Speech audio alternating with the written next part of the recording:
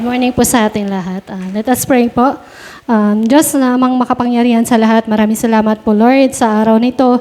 Salamat sa lahat ng biyaya. Salamat Lord sa buhay na binigay mo po sa amin, Panginoon, na inalaw mo kami, Panginoon, na kami ay magising ngayong umaga, Panginoon. Salamat Lord sa dakila mong kapangyarihan at ang banal na Espiritu na patuloy na gumagabay sa amin, Panginoon.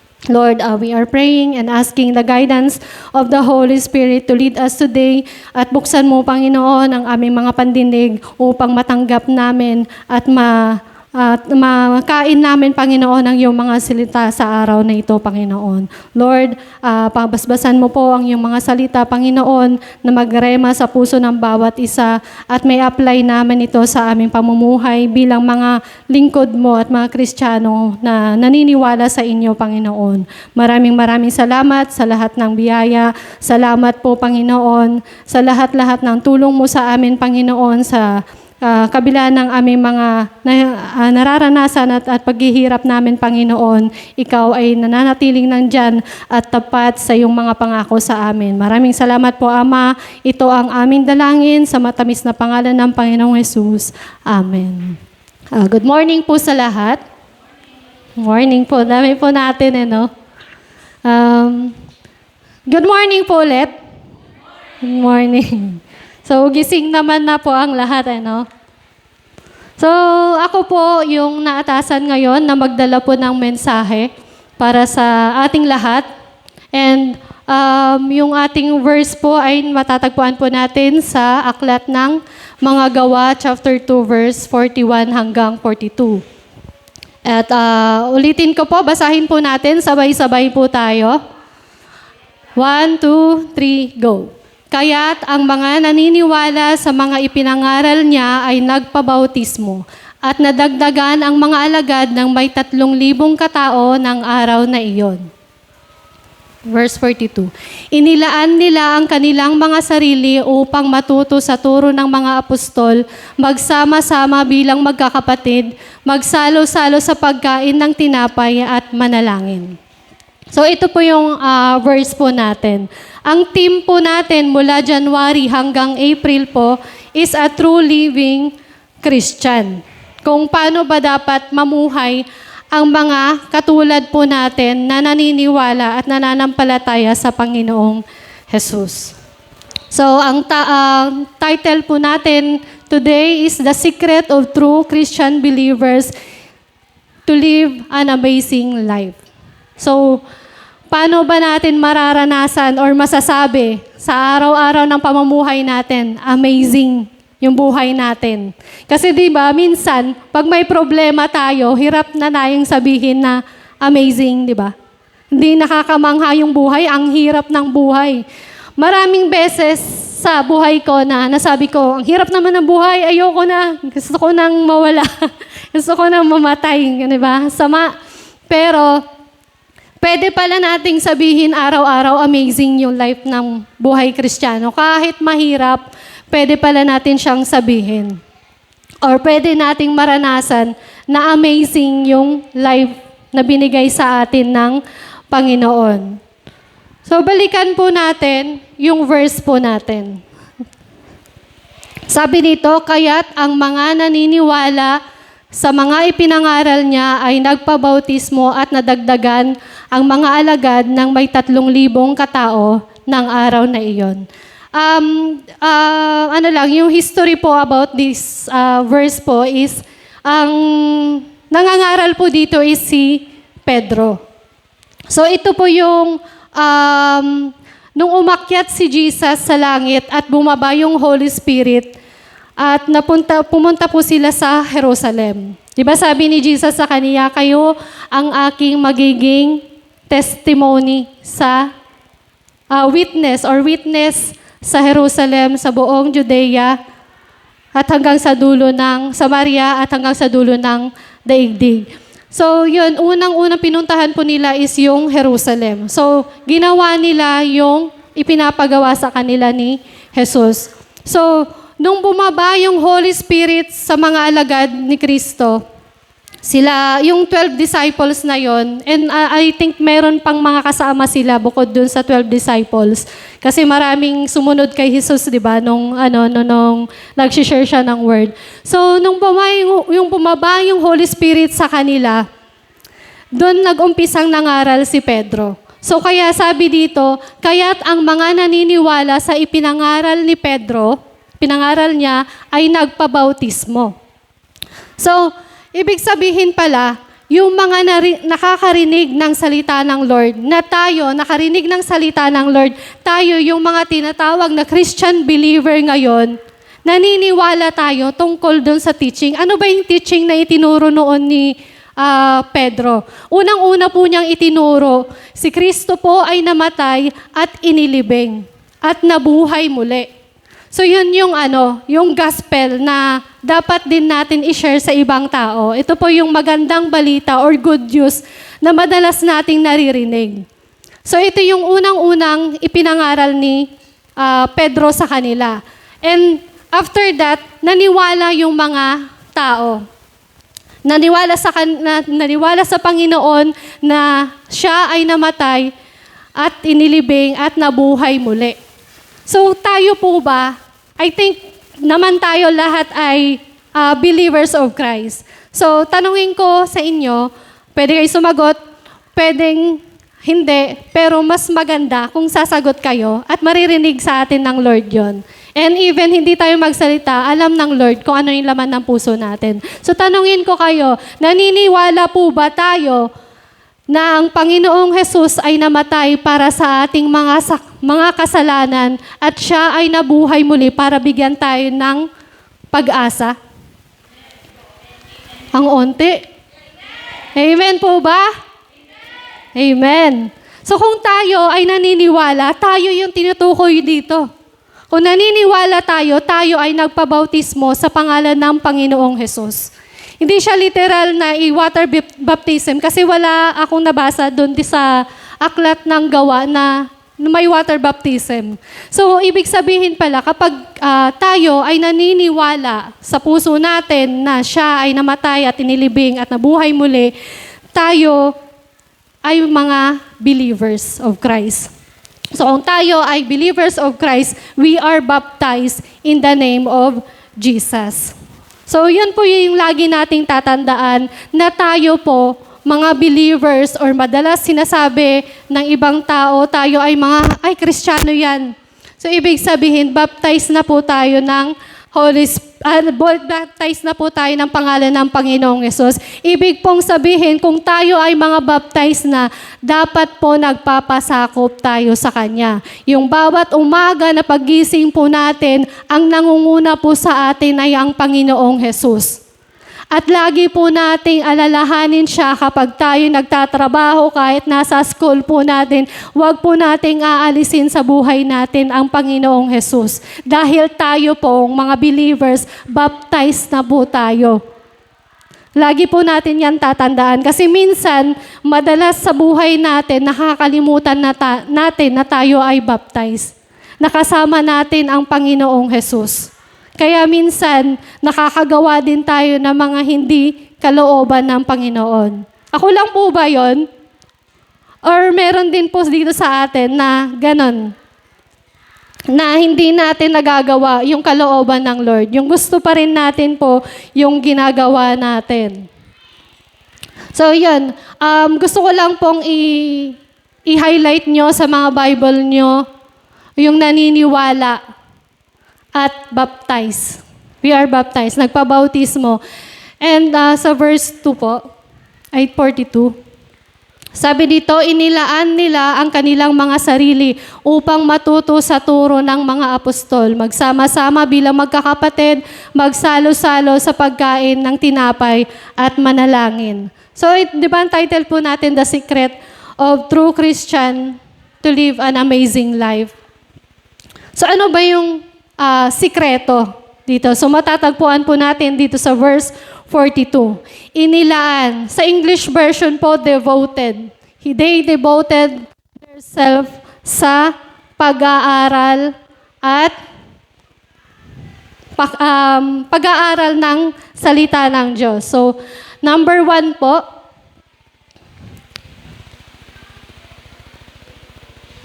a true Christian is devoted to study and learn the apostles' training and or teaching. So kung tayo ay mga believers at baptized ng Panginoon, dapat tayo yung mga tinatawag na true Christian. Kung tayo ay mga true Christian, dapat devoted po tayo sa pag-study at matuto para sa mga training ng mga apostol at sa teaching po nila. So kanina binigyan ko kayo ng example ng teaching kanina ni Pedro, di ba? Yung gospel, yung magandang balita, yun po yung isa sa itinuro niya. At sabi din doon sa mga verses, sumunod na verses, marami pang itinuro si Pedro aside doon sa nauna niyang itinuro. So, tayo bilang mga true Christian, tayo dapat po, kung tayo ay tunay na Kristiyano, devoted po dapat yung buhay natin sa pag-aaral at pag-aaral ng mga teaching. Kasi, saan ba natin matatagpuan yung teaching ng mga apostles? Diba, nasa Bible po yun. So, doon lang po natin sila matatagpuan yung mga teaching na yon. So, dapat po, kasama po yung Bible natin sa pag-aaral. So, wag po natin yan aalisin sa buhay natin. And take note po, kapag nag-i-study ko po, pwede pong mag-isa. Pero mas better po na may kasama ka. Kaya nga po, meron po tayong Bible study para may makatulong po sa atin. Kasi kung mag-isa ka lang po, mahihirapan ka. Paano kung yung pagkakaintindi mo doon is sa sarili mo lang, hindi mo narinig mismo sa Panginoon? Walang magko-correct sa'yo kung tama ba o mali yung napag-aralan mo. Kaya po yung testimony po kanina ng isa nating mga kapatid is nag-aaral po siya ng theology. So, yun po, napakahalaga po na pag-aralan po natin. Hindi lang siya study, dapat may natutunan po tayo. Kasi kung study lang, pwede nating pumunta sa school. Marami tayong mga subjects doon. Kasi minsan, nung nag-aaral pa lang ako, papasok lang ako sa school para maipasa yung subject. So, pag minor subjects yan, okay lang. Basta ipasa ko lang, maabot ko lang yung passing grade, okay na sa akin. Pero, dati nung na bagong Kristiyano na po ako, 5 years ago siguro, 2016, nung bagong Kristiyana ako, sabi ko, ang hirap pala mag-aral. Hindi pala katulad ng kapag nag-aaral ka sa school, yung kapag nag-aaral ka ng Bible. Kasi, ang pagkakaiba po, pag sa school, yung mga subjects natin sa school, pag binemorize mo yung may makukuha ka sa exam eh. Pag binemorize mo yung mga root or keys para yung sa pagdating na exam, papasa ka eh, di ba? Tama ba? Mga estudyante. Di ba? So dito, kahit i-memorize mo yung buong Bible, kung hindi mo naintindihan, wala kang matututunan. So dito sa Bible, kailangan meron po tayong natututunan. Kahit isang verse lang po yan, dapat na-apply po natin sa buhay natin. Kasi di ba sa science, hate ko yung subject na science. Di ba? Ano ba yung science? Is a systematized body of knowledge. Sabi niya, ang major ko accounting. Never ko siyang na-apply sa trabaho ko. Pero alam niyo po ang pagkakaiba sa salita ng Lord. Lahat ng mga verses na nababasa po natin, applicable po sa buhay ng bawat isa. Anumang uri ng trabaho meron tayo, anumang uri ng estado ng buhay natin, applicable po yan sa buhay natin bilang mga Kristiyano. So yun po yung pagkakaiba. Kaya dapat tayong mga tunay na Kristiyano, devoted po tayo sa pag-aaral at dapat natututo po tayo sa salita ng Lord. Kasi kung hindi po tayo devoted, kawawa po tayo. Kaya hindi po natin maranasan yung amazing life kasi wala pong application sa buhay natin. Sa tuwing Sunday po, meron po, anong oras po yung service po natin? 10 hanggang 12? diba? Hanggang 12. Yung 2 hours ba, devoted tayo? Kasi di ba yung umpisa natin, praise and worship, nire-ready po yung puso natin. Katulong natin ang worship team para maihanda yung puso natin sa pakikinig ng salita ng Diyos. Huwag po natin sayanayin yung sarili po natin after ng praise and worship team na kumanta at sumayaw. Wala na. Kung ano na yung gusto mong gawin, gagawin mo na. Kaya nga, kung sino man yung may hawak ng cellphone ngayon, baka maaari po bang pakitago po muna at pakinggan po natin yung mensahe ng Lord. Kasi ito pong verse na to, pinag-aralan ko po ng ilang araw. Sayang naman po, di ba? Nag-aral ako para makuha ko yung mensahe ng Lord at ma-share ko sa inyo. Pero kung gagawin nyo lang po yung gusto nyong gagawin ngayon, pasensya na po. Siguro kung naging teacher ako, mahigpit ako, no? Buti na lang di ako naging teacher.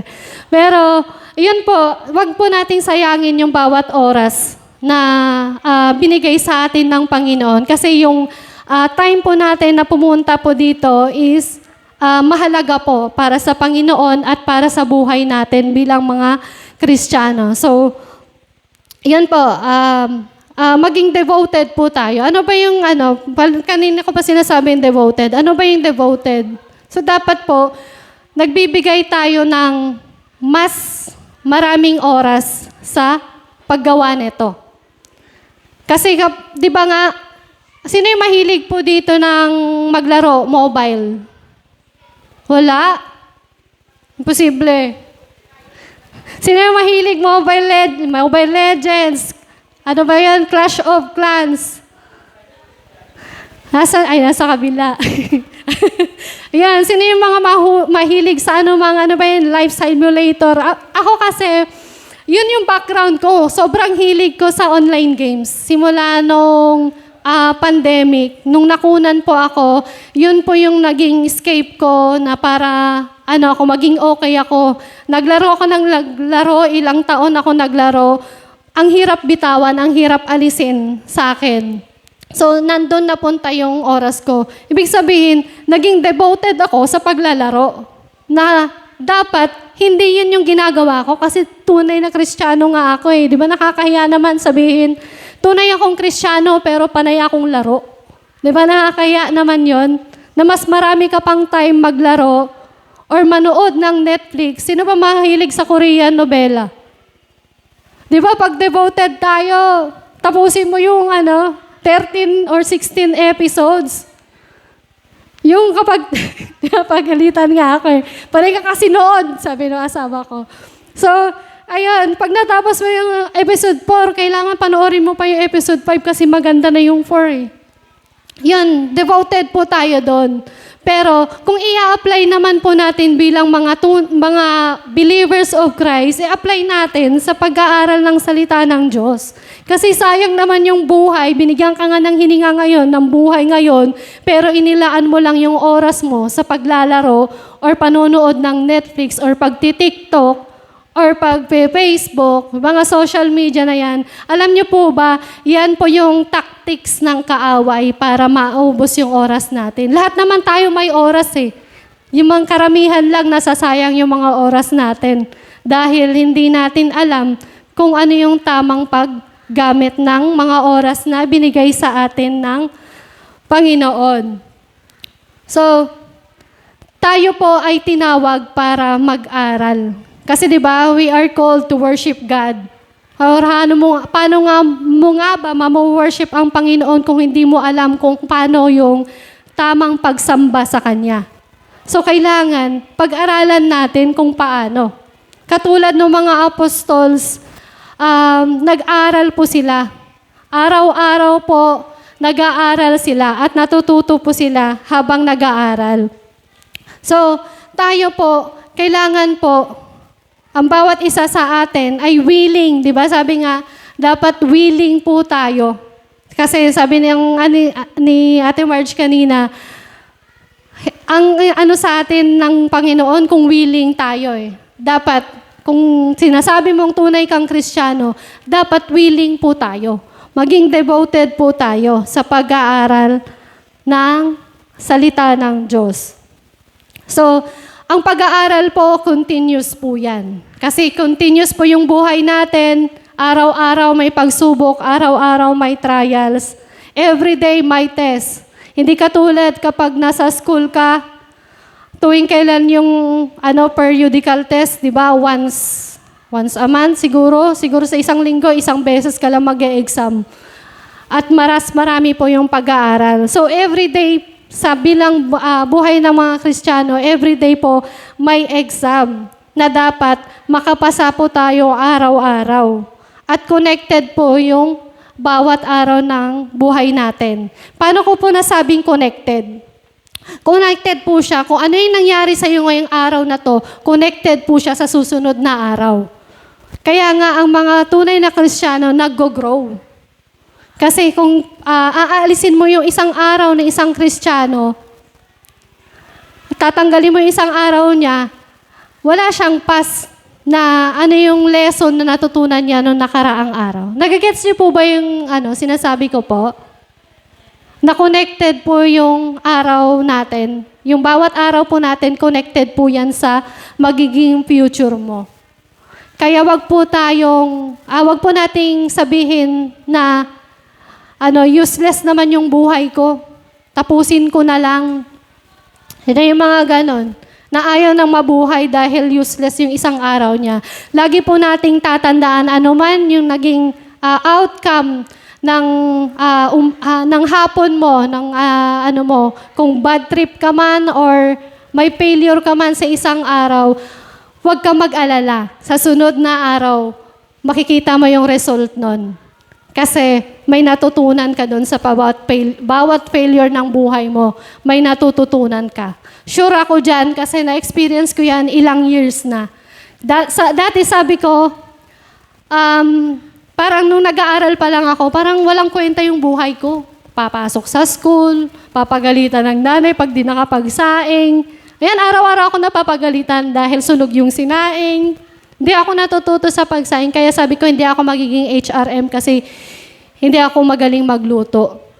So, madalas ako napapagalitan sa bahay dahil sabihin na lang natin, tamad akong magluto. Yun. And yun, sa bawat araw ng buhay ko, akala ko useless yung Pasko. Yung pala, connected lahat siya sa future ko ngayon. Kung ano yung present ko ngayon, nagpapasalamat ako sa Lord dahil nangyari yung mga dati sa akin, dahil hindi ako nakatayo ngayon dito sa harapan nyo kung hindi po nangyari noon yung buhay ko. Ako po, galing po ako sa Ilocos. Sa Lawag po ako nag-aral sa isang university. Ang pangalan po ng school po namin is Northwestern University. After ko pong graduate, pumunta po ako ng Maynila. Dahil nag-apply po kami doon, ang sabi sa amin, may branch po kasi sila doon sa Ilocos. Sabi sa amin, ito yung 700, pumunta kayo ng Maynila bukas. Bukas agad. So yun, nung nagpaalam ako, pinayagan naman ako ni Mama na pumunta sa Maynila. Kasi ako, nung ako yung nag-aaral, school, bahay lang ako. Hindi ako yung estudyante na gala. So, takot ako kasi sa nanay ko kasi mabunganga. Bukod sa mabunganga yung nanay ko, masakit talaga siya magsalita. Kaya ako talaga, takot ako sa nanay ko. Kapag nagalit na yung nanay ko, tiklop na talaga ako. Kung ano yung gusto niyang gawin, kahit masama yung loob ko, gagawin ko. Kasi yun yung mahina yung loob ko noong time na yon. Pero nagpapasalamat ako na pinayagan ako ni Mama, nagtrabaho ako sa Maynila. Kahit natanggal ako sa trabaho dahil meron akong sakit, kwento ko din. Dati kasi kapag kinukwento ko, naiiyak ako eh. Meron po akong sakit na Hepa B. Ang una ko pong course nung college is nursing. 1 year po ako ng nursing. Hindi ako pinatuloy dahil na-check na may sakit po ako. So, bawal po ang may sakit sa nursing kapag nag-aaral po. Yun po yung isa sa ko. Akala ko dati wala na yun. Nag-change course ako, nagkuha ako ng commerce. Accountancy muna. Isang sem lang ako sa accountancy, lumipat ulit ako, management accounting. So, yun yung natapos ko ngayon. And nung nagtrabaho na ako, akala ko, yung masalimuot na buhay ko noon sa school, sa pag-aaral ko, na ano ulit, kasi nung pumasok ko sa trabaho, may check up ulit kami ng ganon. At yun yung reason kaya natanggal ako. So 4 months lang ako doon sa trabaho, tinanggal ulit ako. And dapat pabalik na ako ng Ilocos. Pero sabi ng tita ko na may bahay dati dito sa Alecon, wag ka muna umuwi, dito ka muna mag-aral. Tapos, testimony ko na to, no? So, yun, pumayag ako, nagstay ako dito sa Maynila. Alam niyo po ba nangyari? Di ba, seaman yung asawa niya. Lagi po sila magkaaway sa pera. At pag napanood to ni Auntie Heidi, pasensya na po. Kwento ko lang to, testimony ko lang po ito. And yun, dahil seaman yung asawa, lagi silang nag-aaway about sa pera. Nung time na yon, nang pumunta ako sa kanila, parang 2 months pa lang ako na nag-i-stay and wala pa akong trabaho. Paumpisa pa lang ako sa trabaho noon dito sa may paggawaan ng kartunan, dyan sa Twin Pack po. Yun yung first job ko dito sa Maynila. And nung dumating yung asawa niya, ang ginawa ng tita ko, naglayas sila sa bahay. Yung uncle ko na yan, di ko naman siya nakakausap, matagal na panahon, bago kami ulit magkita ulit. Ngayon, parang nung time lang na yun na dapat kami magkikita. So, umiyak ako, andun pa nung kuya ko, nagbakasyon yung kuya ko. At yung time na yun, yung araw na yun, plano na rin nilang umuwi sa Ilocos. So sabi ko sa kuya ko, nasa work ako, kuya, hanapan mo muna ako ng matutuluyan.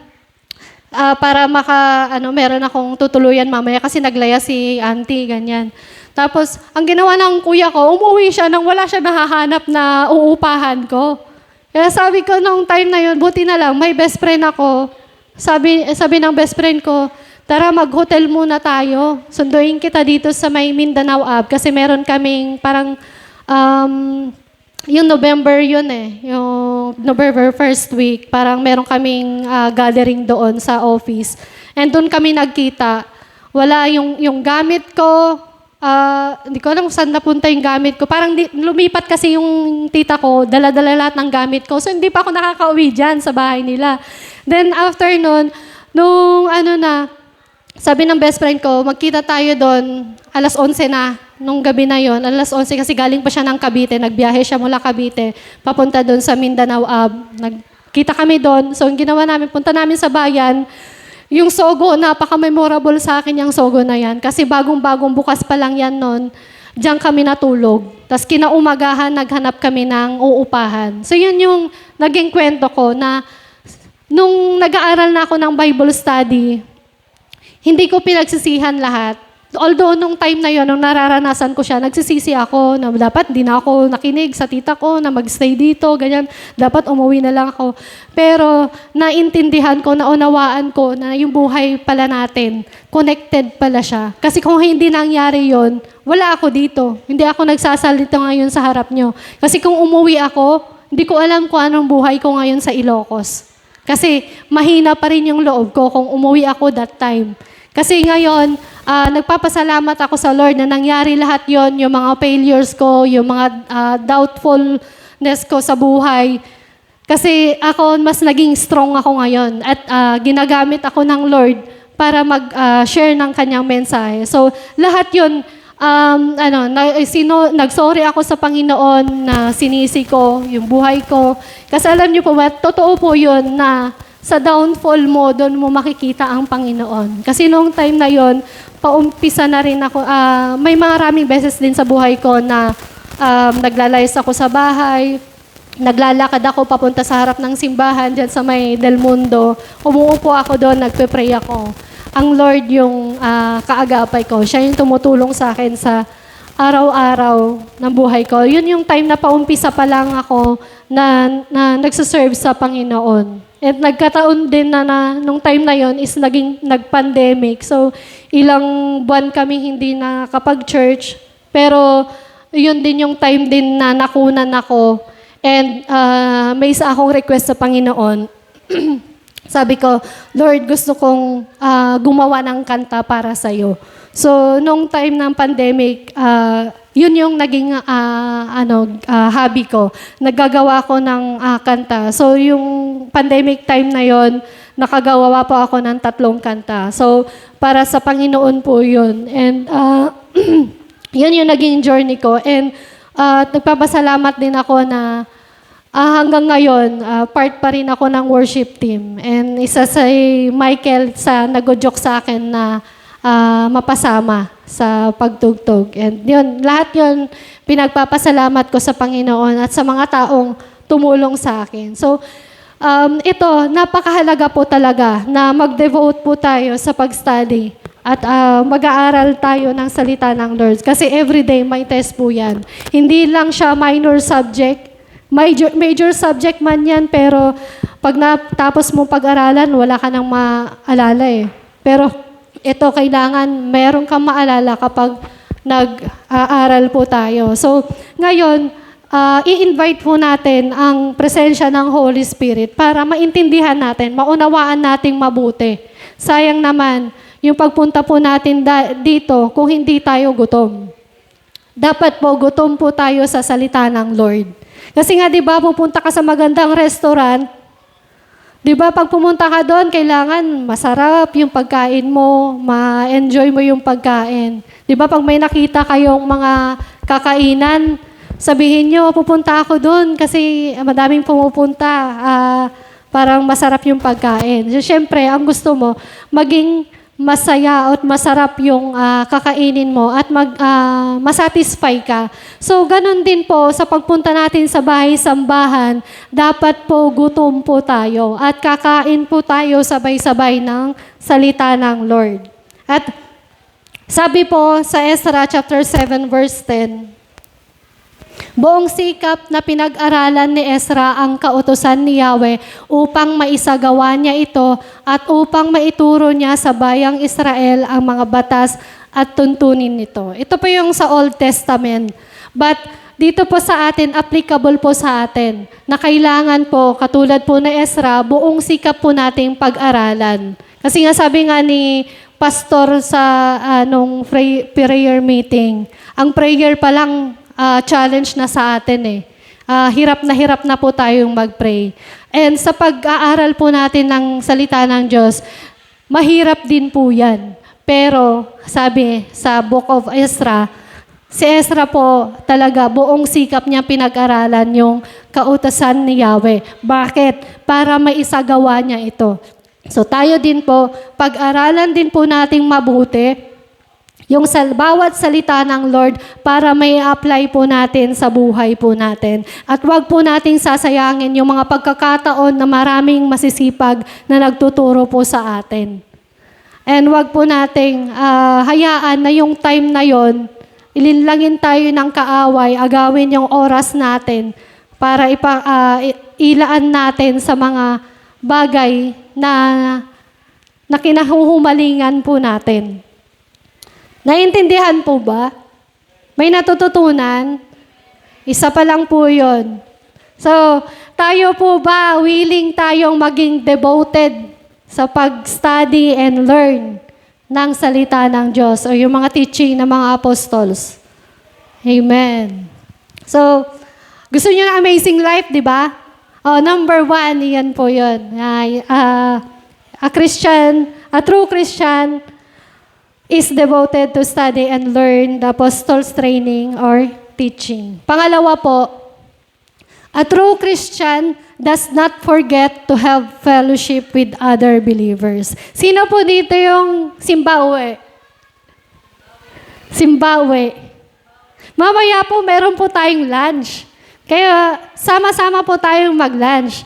Wag po nating sanayin yung sarili po natin na sisimba tayo uuwi pagkatapos.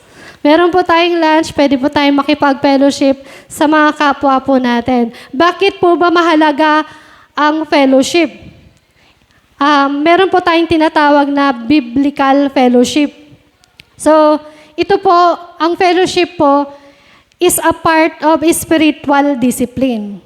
So, kung tayo mga tunay na Kristiyano, discipline, ito po yung isa sa disiplina po natin na part po ng pamumuhay po dapat natin ang pakikipag fellowship. So ano ba yung mga fellowship? Discipleship, Bible study, yung going out with other believers. Fellowship po yun.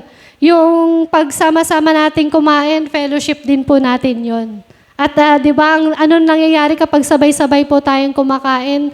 Di ba, nagsisharing tayo. Kumusta ka sis? Kumusta ka bro? Ano nangyari sa'yo? So yun, nagsishare po tayo. So, ayun, napakahalaga po sa bawat mga Kristiyano ang marunong pong or naglalaan ng oras din sa pakikipag-fellowship. So, hindi dapat natin siya kinakalimutan. Kasi minsan, atin lang tayo sa simbahan, uwi na tayo, next week na lang tayo ulit magkita sa Sa tagal yung hindi nagkikita, hindi mo na alam kung anong buhay niya. So, kasi di ba kaya nag-sharean tayo ng mga mga nangyayari sa buhay natin, it gives us encouragement din sa ibang tao. Tulad natin mga Kristiyano. So, sabi dito, it is a part of spiritual discipline of a believers as God's people, we continue to spur one another on towards each day through biblical fellowship. So, may tunay palang biblical fellowship. Kasi, kung magsasama kayo or ng kapwa kayo believers, pero ang pinag-uusapan nyo, chismis doon, chismis dyan. Ay, alam mo ba yung buhay ni ganito siya, ganyan. So, hindi po yan yung biblical fellowship. So, dapat po, ang nakasentro po, ay ang Panginoong Jesus sa fellowship ninyo. So, participative sharing and mutual encouragement towards Christ. So, a believer's, union with others. Spiritual union with others. So, and ito yung way, yung sabi ko kanina, way po yun, yung fellowship, pakikipag-fellowship po natin sa kapwa po natin is way para magbigay ng support or i-uplift o build, bolsters yung faith po niya, yung pananampalataya. Kaya nga, marami din akong nakilala dito sa simbahan na nagsishare siya ng mga problema niya. And yun, bibigay kami ng encouragement. And even me, nakakatanggap din ako ng encouragement sa kapwa po natin. And ganun kahalaga po yung fellowship po natin bilang mga Kristiyano. And ayun, expresses the ideas of sharing and having something in common. So, parehas kayo kung ano yung nilalakaran natin na gusto natin sumunod sa Panginoon. And sure ako na parehas tayo ng pinagdadaanan. Magkaiba man yung mga experiences natin, pero parehas yung matututunan po natin. And importante po na nakikipag-fellowship po tayo sa ating kapwa. And sabi po, fellowship provides protection against isolation. So, hindi po nakakatulong na i-isolate po natin, ikulong natin yung sarili natin, na kaya ko na itong mag-isa. Hindi mo po kaya mag-isa. Yun po yung totoo. Na-try ko po yan ilang buwan. Di ako nag-share sa mga kapwa natin. Mag-isa lang ako. Everyday, nagiging mahina ako. Wala akong lakas na nararanasan, walang nag-encourage sa akin. Kasi sabi ko, pag nag-share ako sa kanila, judge lang naman nila ako, kaya hindi na lang ako mag-share sa kanila. Pero, sa totoo lang, mali po yun. Mas pumili ka ng mga kapatid mo na mas mataas yung spiritual level po nila. Doon ka po mag-share. Huwag po doon sa kaparehas mo or mas mababa yung pananampalataya, yung level ng faith po nila. Kasi mas manghihina ka. Pero kung doon ka kunyari sila, pastor, yung mga leaders natin, sure ako dyan na hindi po tayo da-down ng mga yan, kundi itataas pa tayo, i-uplift pa tayo, papalakasin pa tayo ng ating mga kapatid. Kasi ang fellowship po, ito yung protection po natin sa isolation. So, hindi po dapat na-isolate yung mga kapatiran po natin. Ang sabi nga po sa Ecclesiastes chapter 4 verse 9 to 10, ang dalawa ay mabuti kaysa isa. Mas marami ang bunga ng anumang gagawin nila. Kapag nabuwal ang isa, maitatayo siya ng kanyang kasama. Kawawa ang nag-iisa sapagkat walang tutulong sa kanya kapag siya ay nabuwal. Ito po yung na-experience ko nung time na ilang buwan kong in-isolate yung sarili ko. Kaya kong mag-isa, magpe-pray lang ako sa Lord. Pero hindi pala, hindi sapat yon na mag-isa ka lang. Kailangan merong magtatayo sa'yo, may tutulong sa'yo kapag nabuwal ka. Kaya nga, sabi ng Lord kay Adan, di ba? Hindi mabuti na siya ay mag-isa. Sabi niya, di ba? Sabi doon sa Genesis chapter 2, verse 18. Pwedeng pa-open po yung Genesis 2. Ashley, Genesis chapter 2, verse 18. Basahin lang po natin kasi kanina habang kumakanta yung mga worship team, nagpa-practice sila kanina. Naalala ko yung verse na to, kaya sinulat ko. Na, di ba, nung si Adan pa lang yung nilalang ng Diyos sa mundo, sinabi niya na hindi mabuti na siya ay mag-isa. Ito po yung exact. Genesis chapter 2, verse 18.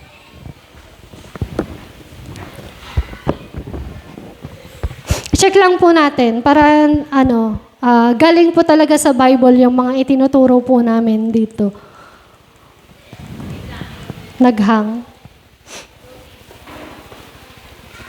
Ayun, wag po nating kakalimutan bilang mga tunay na Kristiyano, wag po nating kakalimutan ang fellowship with other believers. Wag po natin sanayin yung sarili natin. 9 years, 5 years, 4 years, 1 year ka na bilang Kristiyano, hindi pa rin tayo marunong makipag-fellowship sa kanila. So, kanya-kanyang buhay pa rin tayo. Ang pamumuhay noon ng mga Kristiyano, sama-sama sila lagi. Magkakasama sila palagi. Kaya yung buhay ng mga apostol noon, maraming amazing, kamangha-mangha silang nakita at naranasan nung time na yon. Dahil po sa mga ginagawa po nila, yung devotion po nila sa pag-aaral, maging sa pakikipag-fellowship sa kapwa. Kasi aminin man natin o hindi, may time na tayo po ay nanghihina. Totoo po, maraming beses na nanghihina po tayo. Kailangan po natin yung mga kapwa natin na parehas tayo ng pinaniniwalaan. Kasi nga, sabi nga, paghihingi ka ng advice sa iba, sa kapwa mo mananampalataya ka humingi. Hindi po doon sa hindi mananampalataya kasi mali po yung i-advise sa'yo. Ito po yung sinasabi po sa Genesis chapter 2 verse 18. At sinabi ng Panginoong Diyos, hindi mabuti na ang lalaki ay nag-iisa. Siya'y igagawa ko ng isang katuwang na nababagay sa kanya. So, even before, sa Old Testament, nung bago pa, nilikha ang mundo, nakita na ng Lord na kailangan natin ng kasama. And si Adan, ito yung illustration nito, si Adan, kailangan niya ng kasama. So, hindi maganda na nag-iisa ang tao. Kailangan niya ng kasama. So, tayo pong mga babae, tayo po ay nilikha para sa asawa ko, para kay Michael, para sa asawa nyo, or kung sino man yung magiging future nyo, tayo po, mga babae, nagpapasakop po tayo dapat sa ating asawa. At try nyo hindi magpasakop, magulo yung buhay nyong mag-asawa. Lagi kayo nag-aaway. Pero kung matutunan po natin magpasakop, mararanasan po natin yung peace doon sa pamumuhay po natin sa mag-asawa. And napakaganda ng plano po sa atin ng Lord, di ba? Ayaw niya na malungkot tayo, ayaw niya na ikaw lang gagawa ng lahat ng trabaho. Ibig sabihin, binigyan tayo ng katuwang para makatulong. O yan nga sabi dito, isang katuwang makatulong sa atin, hindi katulong. Wag po natin gawing katulong yung asawa kasi iba po yung katulong, makatulong. So ibig sabihin, parehas po tayong gagawa. Parehas po tayong, kung ano yung nakita mo, nahihirapan yung asawa mo, tulungan mo. Or yung kaibigan mo na, kaya nga ang tao, hindi nabubuhay yan ng walang kaibigan. May best friend siya, isa, pero marami siyang kaibigan. Di lang natin alam, good friends ba yan lahat o bad friends. So, piliin po natin yung mga friend din po natin. Kung sino po, sila po ba ay makakatulong upang mabuild yung pananampalataya natin or sila yung maglalayo sa atin sa presensya ng Panginoon. So, ano yung una po natin? A true Christian is devoted to study and learn the apostles' training and teaching. Pangalawa po, a true Christian does not forget to have fellowship with other believers. Pangatlo, a true Christian is participating in the breaking of bread. So ito parang kahapon nag-aaral ako, sabi ko hindi ako papasok kasi sa office meron kaming dalawang Sabado, kami ng HR, dalawang Sabado wala kaming pasok. So ginamit ko yung isang Saturday ko kahapon. Pero simula umaga hanggang maghapon, wala akong natapos. Sabi ko, ano ba yun? Ang hirap naman. Ito yung pinag-aaralan ko, yung breaking of bread. Ano ba yung breaking of bread? Ito yung nagre-represent ng unity and hospitality.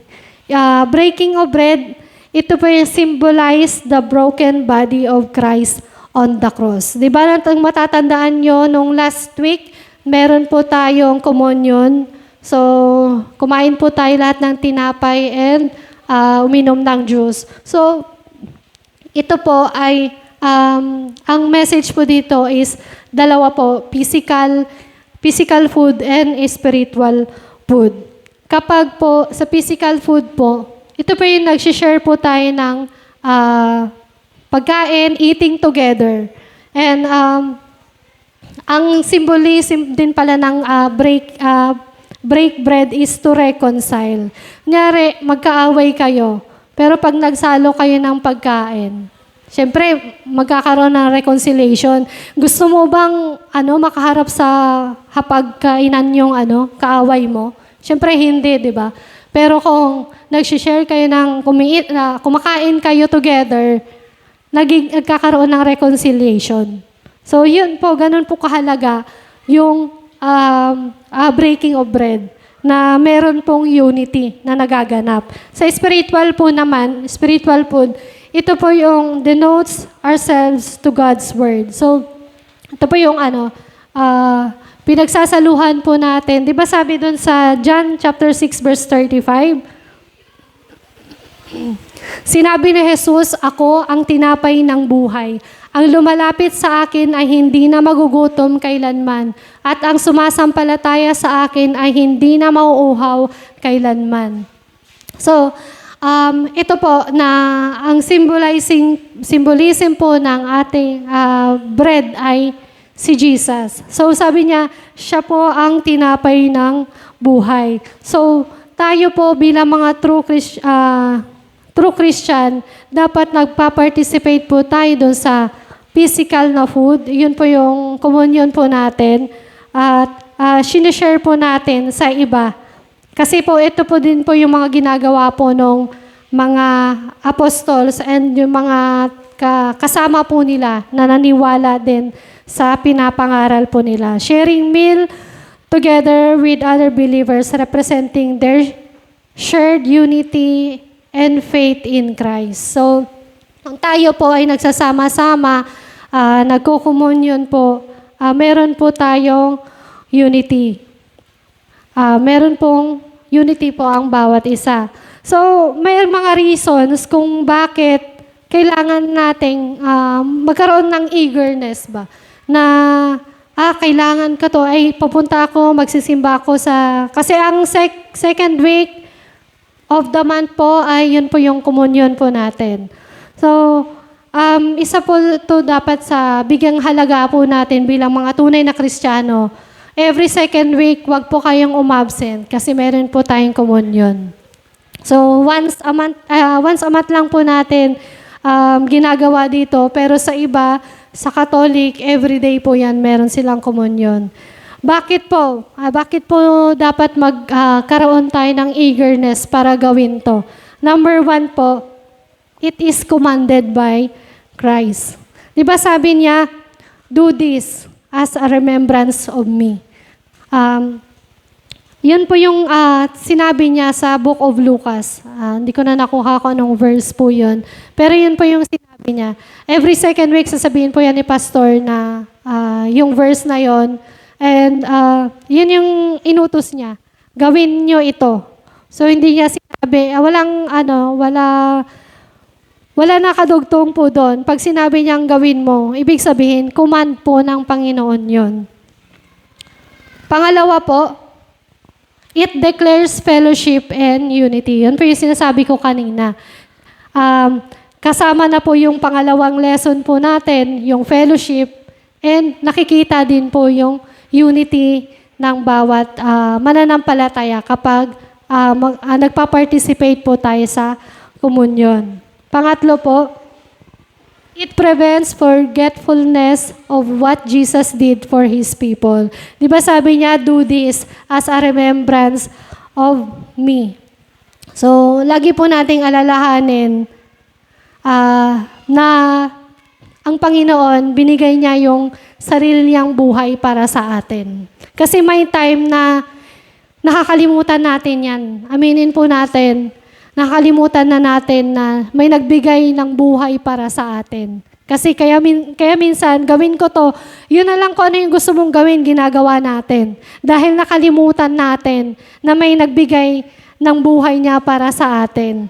Kasi, failure naman ako. Ganito na lang gawin ko. Kung ano na lang yung sunod na lang ako dun sa makamundo. Kasi wala namang kwenta yung buhay ko. So ito rin naman yung magiging ending ko. Hindi mo alam kung anong ending mo. Kasi ang plano ng Lord maganda. Gusto niya makasama tayo sa heaven. Di ba sabi nga sa kanta, gusto ko i-revise yung kanta kanina na sabi doon is, you didn't want heaven without us. Pero kung i-revise ko yung kanta, you wanted us in heaven with you. So, yun. Gusto ng Lord nakasama tayo. Kasi hindi naman pwedeng hindi niya gusto yung heaven, di ba? Kasi kaya nga may heaven. Kasi gusto niya makasama tayo. So, gusto niya ang heaven. Pero gusto niya kasama din tayo dun sa heaven. So, yun. Wag nating kalimutan yung ginawa ng Panginoon sa buhay natin. Everyday, ano man yung pagsubok sa buhay natin, lagi po nating tatandaan, kilala ka ng Panginoong Jesus, alam niya kung ano yung pinagdadaanan mo, mahirap man yan, nalulungkot ka man, failure ka man, alam ng Lord yan. Kaya, kailangan maging tapat ka lang din sa Kanya. Sabihin mo sa Kanya ano yung pinagdadaanan mo. At sigurado ako tutulungan ka niya. At handa lagi ang Panginoon na tulungan tayo. Kaya nga, ginawa niya yun naisakripisyo niya yung buhay niya para sa atin, para mabigyan tayo ng pag-asa. So, ito na yung pag-asa natin. Kanina nga sa devotion, yung mga promises ng Lord kay Abraham na magkakaroon siya ng anak, ito yung nagbigay sa kanya ng hope. Yung faith na meron siya, dito siya umasa, yung mga promise niya. So kung meron tayong alam na promise ng Lord, doon po tayo magstay. Stay still lang po. Yung promise ng Lord, tutuparin niya sa atin kasi tapat ang Lord. Hindi siya sinungaling kung ano yung sinabi niya, gagawin po niya sa atin. Pang-apat po, it proclaims Jesus' death and the way of salvation. So ito na po yung sinasabi ko kanina.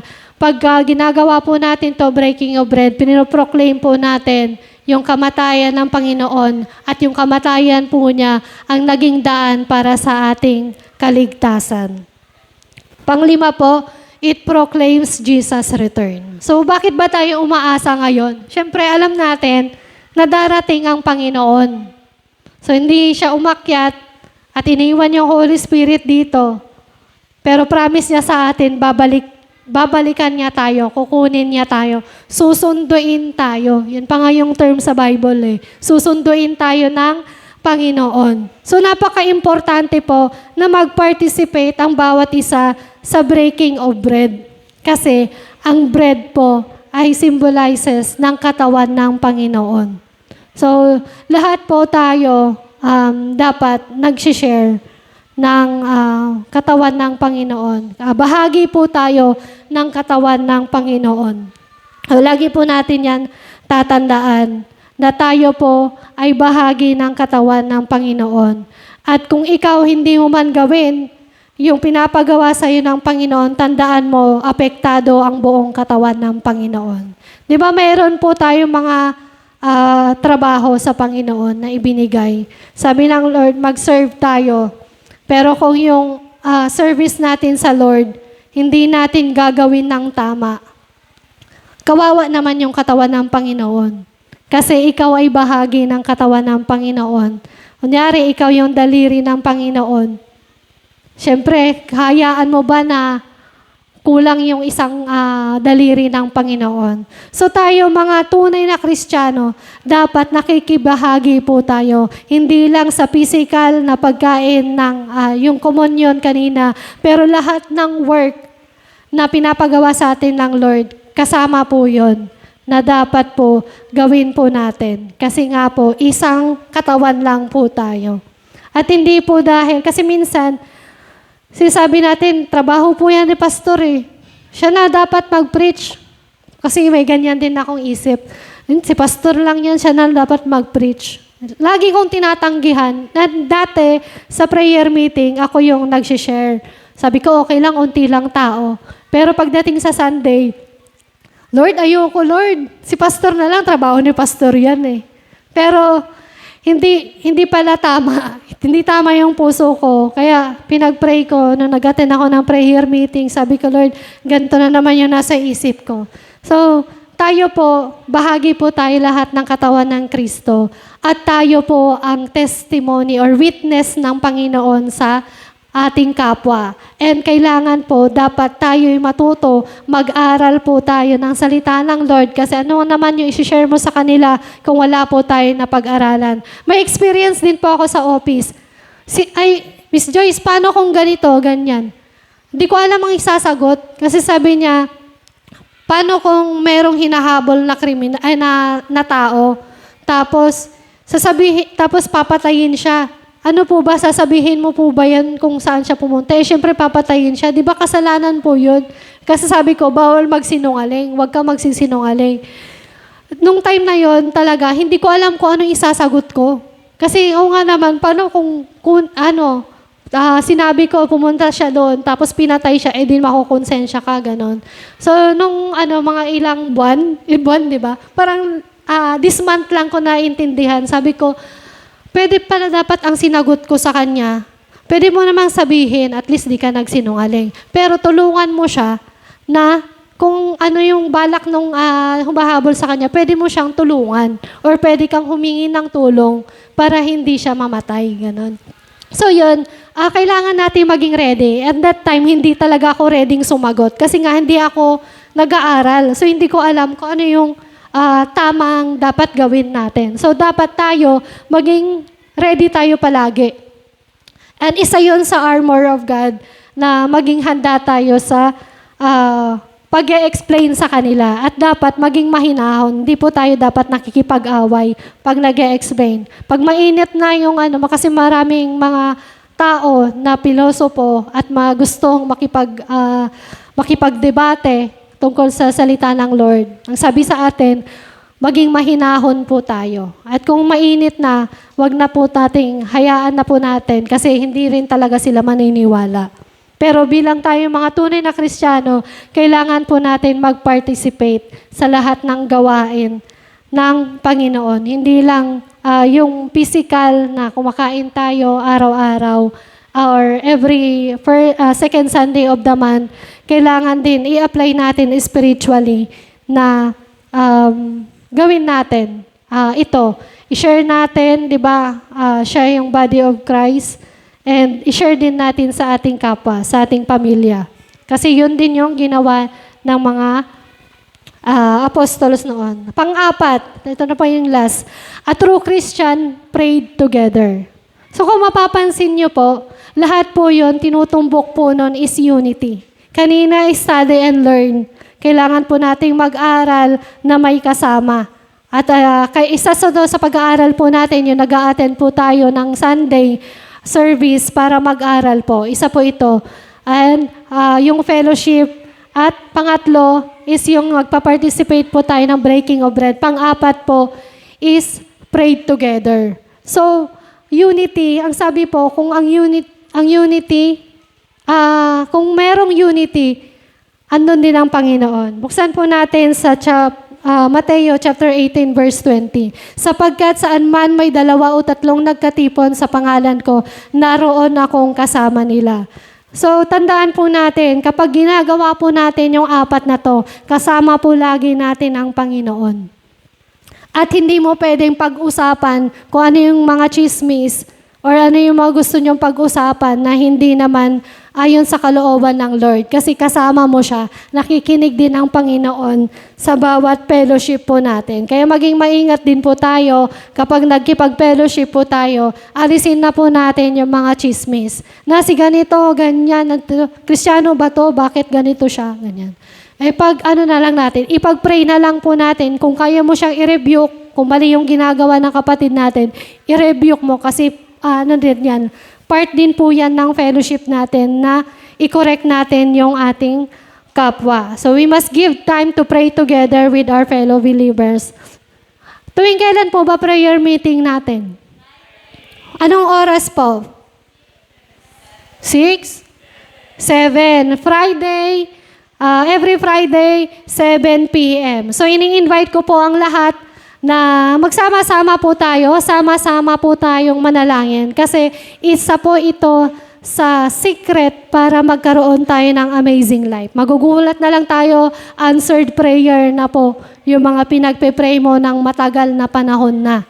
So, sama-sama po tayong mag-pray together tuwing Friday every 7 p.m. ng 7 p.m. Hapon. Yan, gabi.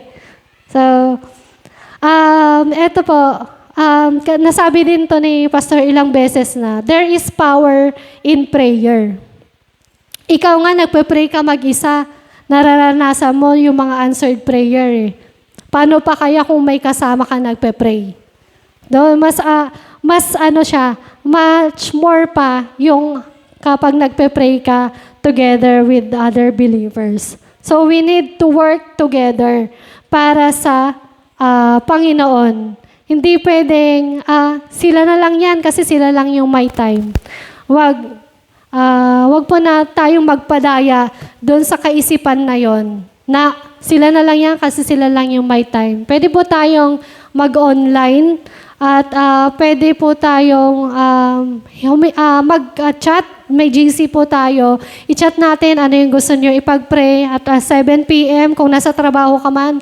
1 minute, 2 minutes. Ilaan mo sa Lord. Sa silanganan, nagpe-pray sila ngayon. Makikisama ako sa prayer nila. Hingin natin kung ano yung mga pinagpe-pray ng simbahan. Isa po sa pinagpe-pray po natin ngayon is yung lupa natin dito sa silanganan. Kasi ngayon po is nagre-rent lang po tayo. So ipinagpe-pray po natin na mabili natin yung lupa. And yun po, meron na pong tayong chance para bilhin yung lupa na kinatitirikan ng bahay-sambahan po natin. And kailangan po natin na magkaisa para ipanalangin ito at ibigay din natin yung kung ano yung tulong na kaya nating ibigay para mapasa atin po yung lupa. At tandaan po natin, yung lupang ito, ipapangalan po sa silanganan. Ibig po sabihin, lahat po tayo ay may-ari ng silanganan. So, hindi lang si pastor, hindi lang yung mga elders, kundi lahat po ng mga kasama po natin or mga nag-church po sa bahay-sambahan ay sa atin po yung simbahan.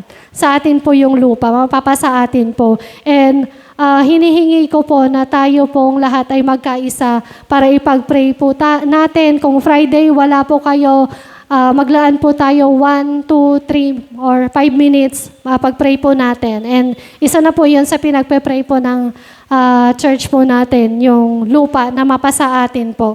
Kesa naman po, ibenta po sa iba. Sayang naman po yung inilaan nating panahon dito para mapalago ito. And yun po yung pinag-aaralan po natin, 4 na sikreto para magkaroon ng amazing life ang mga tunay na Kristiyano. So recap po natin. Number 1, a true Christian is devoted to study and learn the apostles' training and teaching. Pangalawa, a true Christian does not forget to have fellowship with other believers.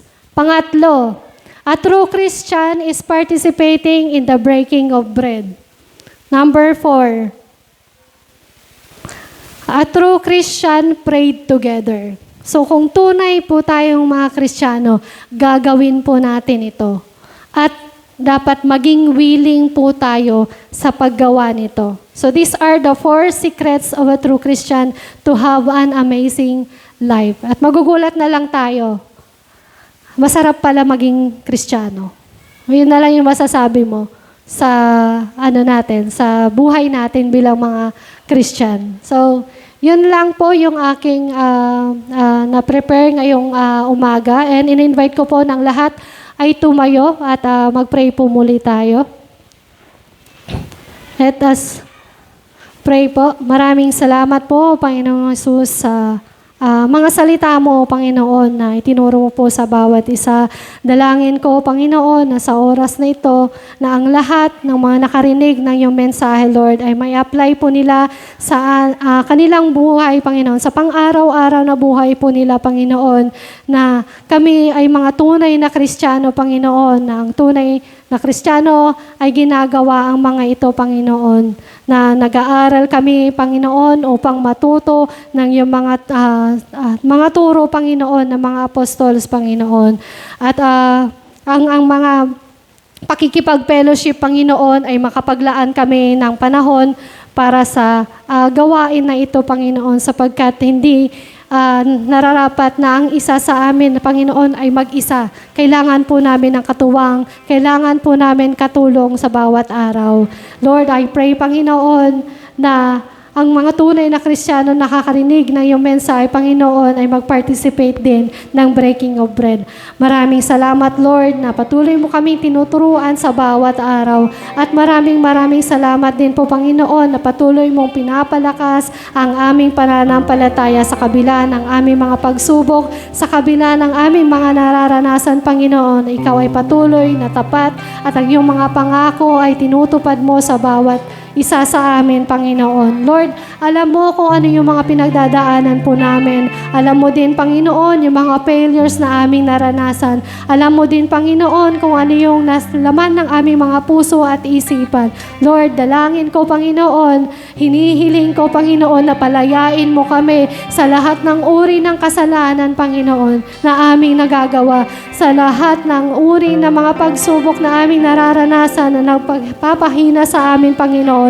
I-restore mo ang aming soul, ang aming spirit, Panginoon, ay patuloy mong palakasin, Lord God.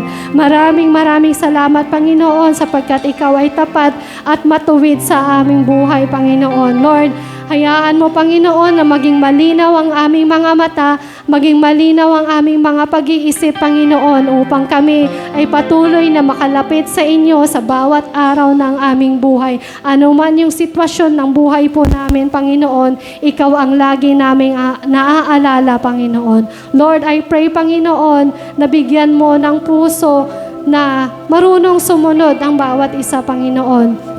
At ganun din, Panginoon, na magkaroon kami ng desire na mag-serve sa inyo sa kahit na anumang uri, Panginoon, ng pagsuserve, Lord. Hindi man dito sa bahay, sambahan, sa aming mga trabaho, sa school man ito, Panginoon, sa community na napapabilangan po namin, Panginoon, ay matutunan po namin ang pagsuserve sa inyo, Lord God.